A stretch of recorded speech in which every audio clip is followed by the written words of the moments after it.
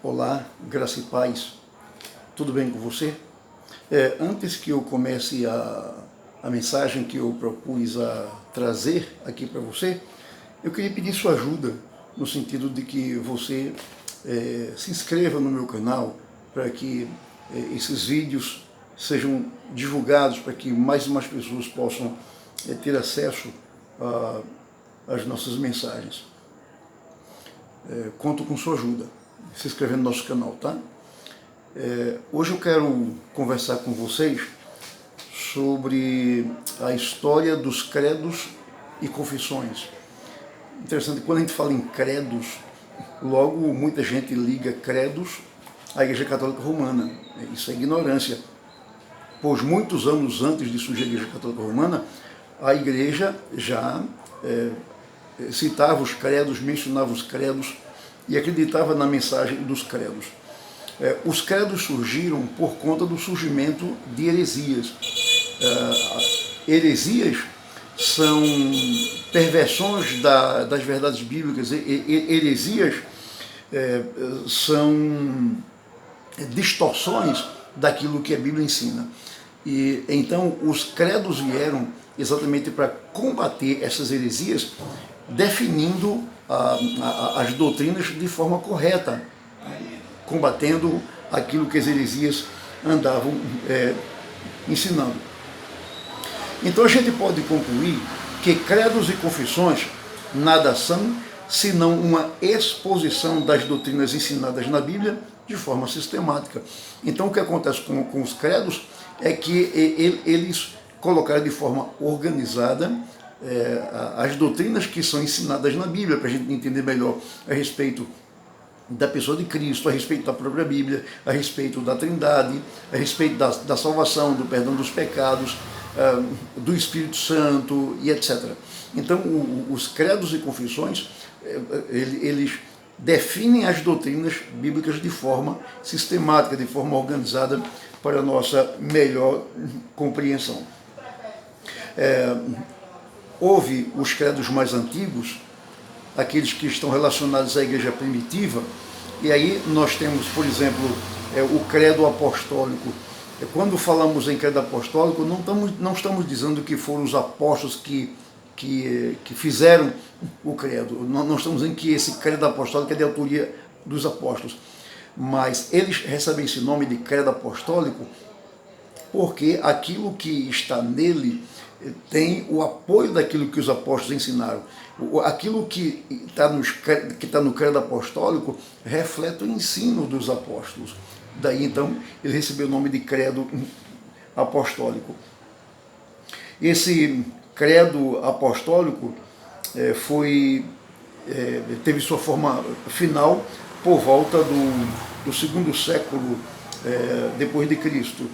E ele é exatamente um breve resumo, um breve sumário da fé cristã em harmonia com a palavra de Deus. E a igreja, então, ao longo de sua história, sempre aceitou o credo como sendo uma exposição doutrinária daquilo que a palavra de Deus ensina. Um segundo credo antigo que a igreja sempre acreditou é o credo niceno. Esse credo surgiu por ocasião do credo do Concílio de Nicéia, que aconteceu por volta do ano 325 depois de Cristo. Esse credo certamente ele tomou como base o credo apostólico e então ele estendeu o seu ensinamento. Nesse credo nós aprendemos a respeito da pessoa de Jesus Cristo. Ele usa aqui uma expressão que eu acho maravilhosa. Ele fala de Jesus como Deus de Deus, luz de luz, o próprio Deus do próprio Deus, gerado, não feito. É assim que ele fala a respeito de Jesus. E ele se refere ao Espírito Santo como sendo Senhor e doador da vida, o qual procede do Pai e do Filho. Essa expressão a respeito do Filho, essas expressões a respeito do Filho e do Espírito Santo, não aparecem no credo apostólico. O credo niceno tomou o credo apostólico como base e expandiu o ensinamento doutrinário. Um terceiro credo conhecido e divulgado pela igreja conhecido como credo atanasiano. Credo atanasiano por conta de um grande teólogo, um grande homem de Deus, um homem chamado Atanásio, ele que desenvolveu esse credo.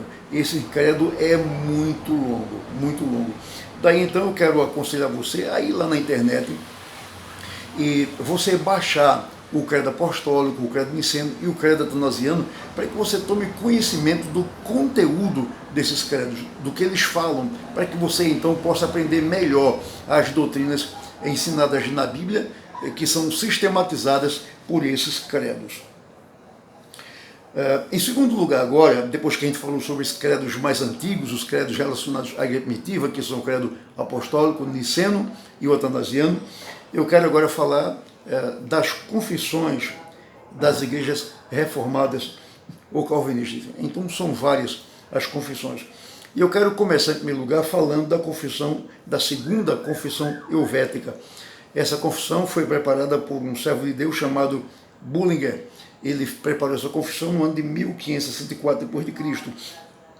E essa confissão foi adotada por todas as igrejas reformadas da Suíça, bem como as igrejas reformadas da Polônia, Hungria, Escócia e França. É um documento importante da teologia reformada, essa segunda confissão helvética.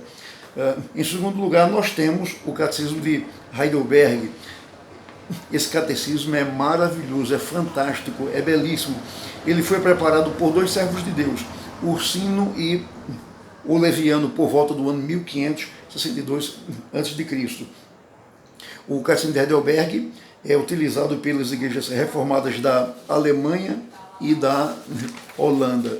Se você puder, vá na internet e baixe o Catecismo de Heidelberg. Se você preferir, você pode ir numa livraria e comprar o livro físico.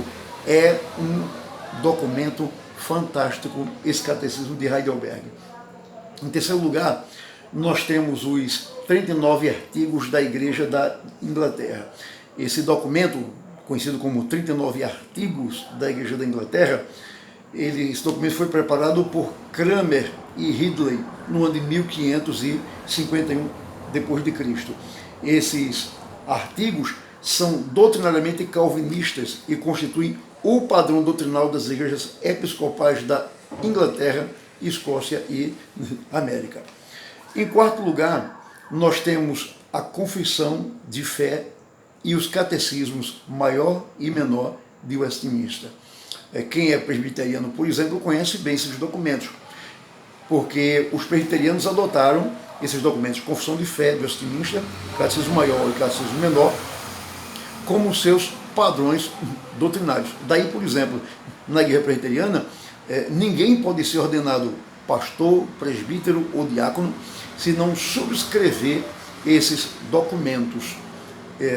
Nós, presbiterianos, cremos que esses documentos refletem de forma fiel aquilo que a palavra de Deus nos ensina. Por exemplo, o Manual Presbiteriano, né, no capítulo 1 e o artigo 1, diz assim, ó, a Igreja Presbiteriana do Brasil adota como única regra de fé e prática as Escrituras Sagradas do Velho e do Novo Testamento, e como sistema expositivo de doutrina e prática, a sua confissão de fé e os catecismos maior e breve. Note, nós presbiterianos só temos uma única regra de fé e prática, que é a Bíblia, ela que é a palavra de Deus. Os catecismos e a confissão de fé apenas refletem aquilo que a Bíblia ensina. Esses documentos são um resumo das doutrinas que a Bíblia Sagrada nos ensina. Ainda no capítulo 7, no artigo 119, parágrafo único da Constituição Presbiteriana, nós encontramos assim: poderá o presbitério dispensar o candidato a pastor do exame das matérias do curso teológico, mas esse candidato não será dispensado nunca do exame relativo à experiência religiosa, opiniões teológicas e conhecimento dos símbolos de fé, exigindo aceitação integral dos últimos. Então note que a Igreja Presbiteriana exige que aquele que vai ser pastor subscreva na íntegra, conheça a confissão de fé e os catecismos, conheça e aceite na íntegra. Não é aceitar uma parte e outra não. aceitar na íntegra aquilo que esses documentos afirmam.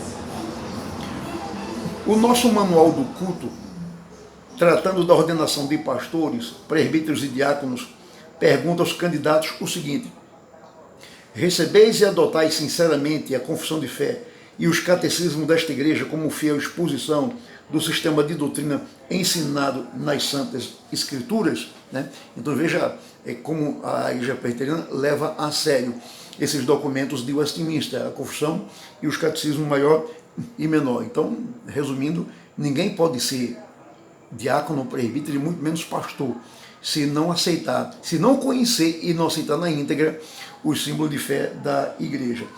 Então nós concluímos esse ponto dos símbolos de fé de Westminster, dizendo que é inadmissível que um pastor, presbítero ou diácono de uma igreja presbiteriana não conheça e nem aceite a confissão de fé e os catecismos da igreja.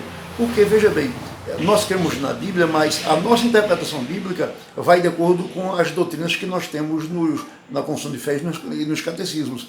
Aí uma pessoa, um pastor, por exemplo, que não conhece o símbolo de fé, ou que conhece, mas não aceita suas doutrinas, ele vai ensinar algo diferente daquilo que a igreja presbiteriana ensina, né? Então é preciso que o candidato a oficial da igreja, sobretudo o candidato a pastor, conheça e aceite na íntegra os símbolos de fé da igreja. Repito, confissão de fé, catecismo maior e catecismo menor da igreja presbiteriana.